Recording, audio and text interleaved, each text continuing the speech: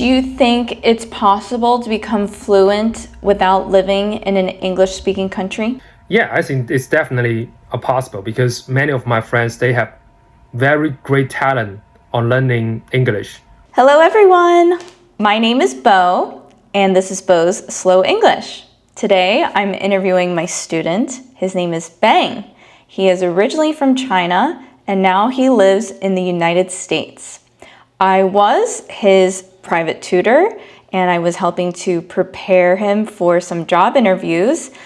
He is at an advanced level, and I wanted him on my channel to help encourage you and motivate you to continue your English journey. Before we get started, please click like and subscribe, and of course share my video with your friends, and please check out my new YouTube channel. It's for kids, families, and super beginner English learners. Let's welcome Bang. Hi, Bang. Hi, Bo. Nice to see you again. Nice to see you. I feel like it's been a really long time. How's everything been for you? It's going great, and I'm about to move to Seattle. Wow. And right now you live on the East Coast, right? Yes, it's a coast-to-coast move. How do you feel about that? I feel exciting, and this is my first job, so I have a lot of lessons to learn. And in the past 10 years, I have been staying in the academia. Now I have to start as a rookie in the industry, so I feel excited. So tell me more about what you were doing before this new job that you landed. Oh, you mean, how long do you want me to introduce to you? I mean, past 10 years, past 5 years, or just last year? That's a good question. I should have specified. What was your job prior to this new job that you're about to have? Oh, I'm currently postdoc at Cornell University. What I'm currently doing is to design some algorithms to help the greenhouse to save energy so that we can use the least money to grow as much as like a potato, tomato, lettuce. That's what I'm currently doing. You're really smart. Thanks. It's beyond what I could ever do. I never asked you this, but what was your English level when you found my YouTube channel? I can do some presentation in a conference, but when I try to chat with my local friends, and especially when they use a lot of slang, I will struggle.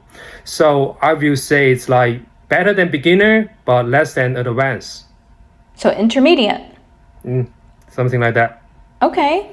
Do you feel that your English level has increased since we've been working together? I think a lot, especially in terms of the interview part. You're an interview expert. I think so. Thank you. Personally, I always thought that you were advanced or pretty close to advanced because you have a very wide vocabulary, especially working in your engineering field. So I'm glad that I was able to help you with that. Do you currently feel the need to translate from your native language to English in your head? A lot. I still have this habit until now, and I think that's not a good thing because when I chat with my local friends, I realized that the way they organize the sentences and the way they speak is totally different from my mother tongue. So if I am trying to translate my mother tongue to the English, sometimes I will struggle, and my oral presentation could be very awkward. What is your mother tongue? Mandarin. Oh, I should have asked you in the beginning. Can you please introduce yourself in English and in Mandarin? Okay. Let me just get started with the English. Hi, my name is Shenbang Chen, and you can just call me Bang.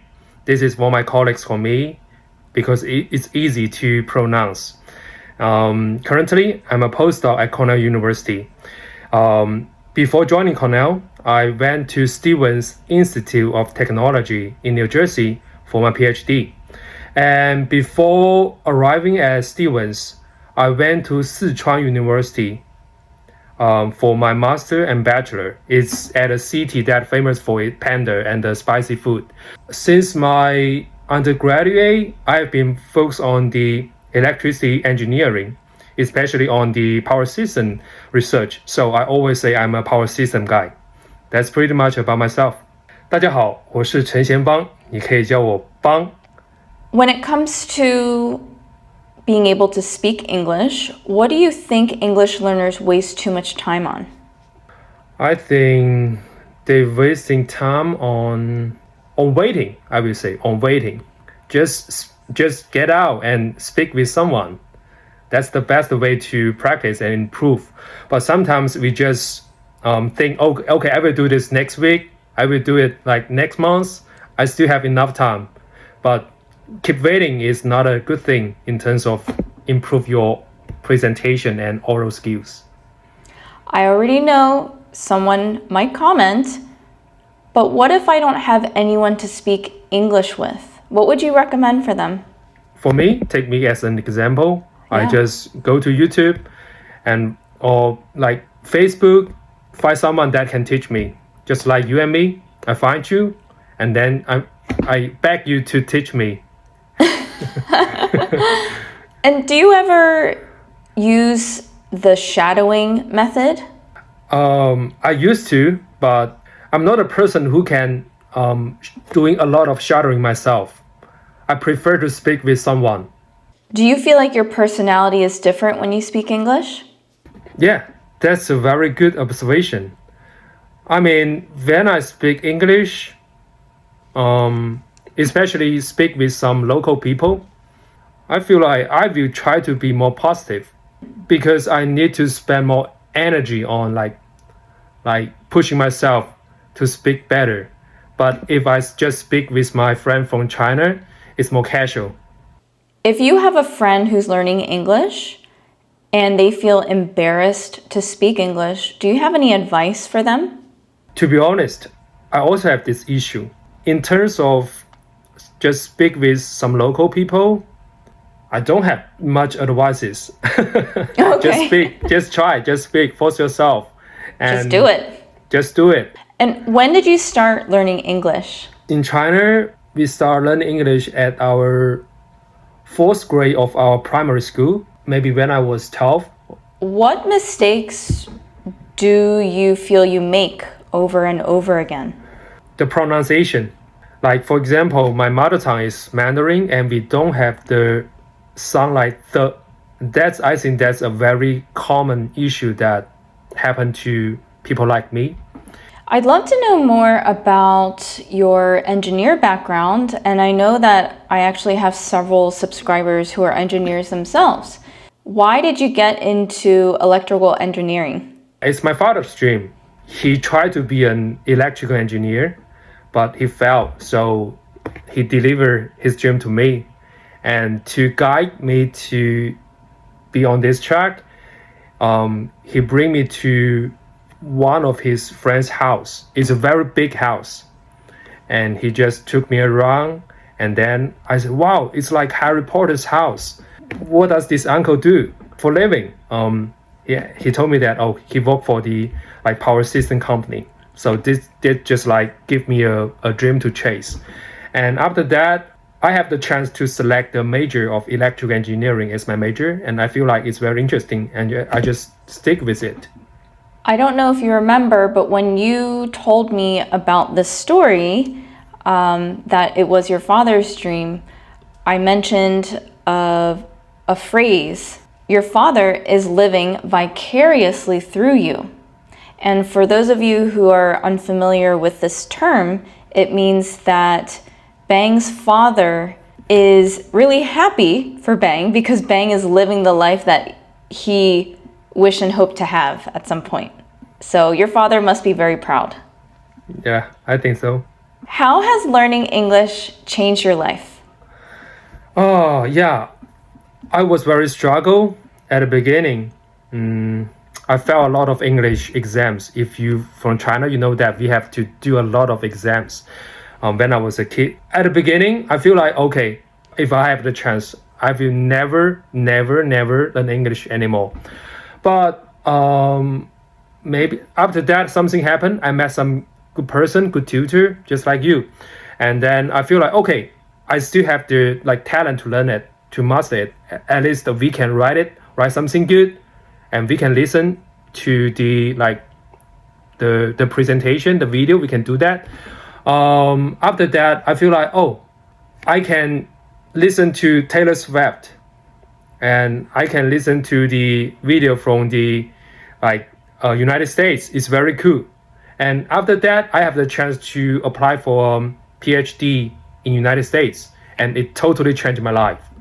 Do you think it's possible to become fluent without living in an English-speaking country? Yeah, I think it's definitely possible because many of my friends, they have very great talent on learning English. They can do that even though they have been staying in China. What advice would you like to give to someone watching this video who wants to become fluent in English? I will say subscribe your channel, and if he or she had the chance, have you as their tutor. That's my best advices. Aww. I mean, just have someone to communicate live, and if this person can point out his mistake, it will be great. Because we can also chat with GPT, but GPT is very nice. It's not picky. So we need to have someone who can chat with you while being picky on condition. So that's very important. Do you have any questions for me? Yeah, why do you want to start this channel? The backstory of my channel is I was inspired by a slow French YouTube channel called French Facile. I was really captured by the vlogger on this channel. He would roam throughout the villages of France, and it was so beautiful to watch. So not only visually was I interested, but it was fun to learn French that way. And personally, I think it's difficult to understand native French speakers because they speak really fast. And I'm sure any English learner would probably feel the same about native English speakers. But what I liked about this guy is he was very clear and concise when he was speaking, and his grammar made sense to me. And when I say it made sense, I mean that when you hear native French speakers, they use a lot of slang. So I felt discouraged trying to translate what the natives were saying. But with this guy, I originally thought my French level was beginner, but now I feel like I'm intermediate.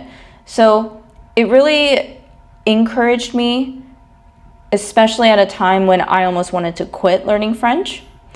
And one day I was watching his vlog and I thought, I wonder if anyone has a slow English YouTube channel. So I looked it up.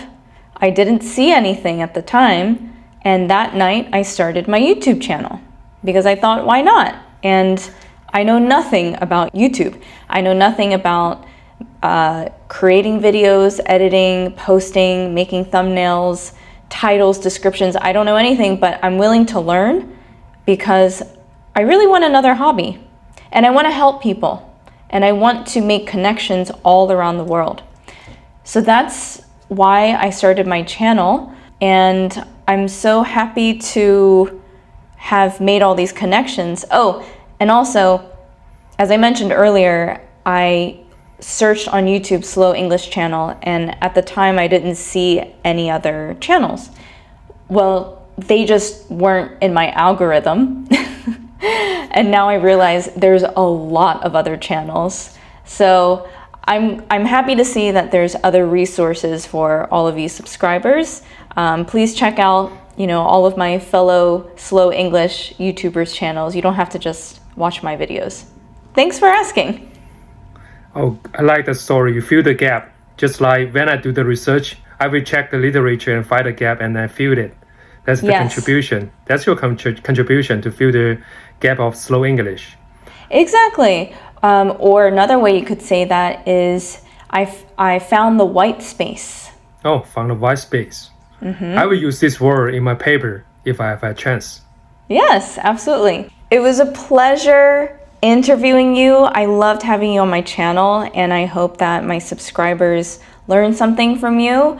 Let me know in the comments what you guys learned and how you enjoyed this video. And I look forward to speaking with you soon. Thanks, Bang. You're welcome. Pleasure, Bo. Bye.